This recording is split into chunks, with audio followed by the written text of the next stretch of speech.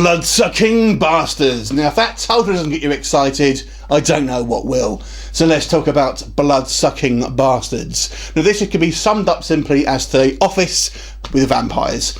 So this really takes place in a kind of small sales office where we meet this kind of team of employees from the kind of our main sort of character who we've seen in Cabin in the Woods.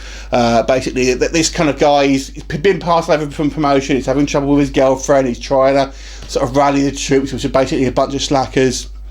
And it turns out that this kind of guy's been kind of passed over from this promotion by this kind of new slick sales manager played by Pedro Pascal, who you may see from Game of Thrones. He played Oberyn Martell. And of course, this guy's got a little bit more to meet the eye. And of course, he's a vampire. No spoilers there, because it's pretty obvious this is a vampire film. And basically, he ends up turning the majority of this kind of the employees into vampires. And it's basically a kind of a horror comedy from there, where we kind of have our downtrodden heroes trying to battle this kind of ever-growing horde of bloodsuckers. So let's discuss Blood-sucking bastards. Now, like I said, this is a horror comedy rather than a straight horror, so don't be expecting any scares. In fact, I would say there's nothing. It's not really scary at all. This is pretty much a fairly kind of humdrum horror comedy. It does have some kind of some quite fun elements. So we'll go with the positives first of all. It is a kind of a fun movie. It has a light tone and it's got some quite good witty dialogue in it as well.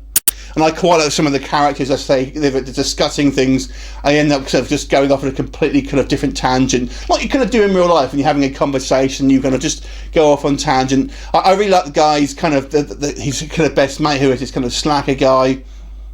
I thought he was by far and away the kind of the funniest character, and his relationship with his kind of like co-worker as well, I kind of really enjoyed. I thought Pedro Pascal was quite fun as his kind of slimy salesman vampire. I did quite enjoy him as well. There are quite a lot of gooey, gory effects here, and the vampire makeup is kind of fun. And like I said, there are kind of a few jokes here as well that I did quite enjoy. The negatives of this film, I felt that even though it did have some sort of good humour, I didn't feel it was consistent all the way through. I felt it was it relied too many on the kind of the same sort of style jokes sort of time and time again. I also didn't feel like I was rooting behind the main character here. Now, having worked in management myself, I felt that we'd better sort of feel sorry for this guy because he's been passed over from promotion and stuff, but he clearly isn't a very good manager right from the beginning go. So I failed to kind of feel sorry for him in that respect, because he clearly doesn't do his job very well. So, you know, there's a few things like that basically I felt that they should have maybe played it up a little bit more to make him a little bit more sympathetic, because he does seem quite a weak character, and it's hard for him to kind of, you sort of get root behind him basically, because even though yes he is the underdog, you feel that a lot of it is kind of by his own hand, so to speak.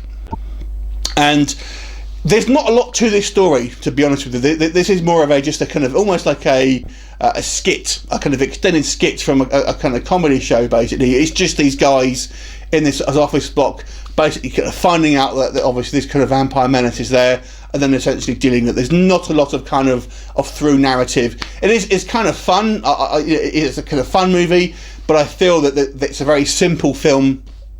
And it's kind of like a light time waster basically. It's certainly not a bad film.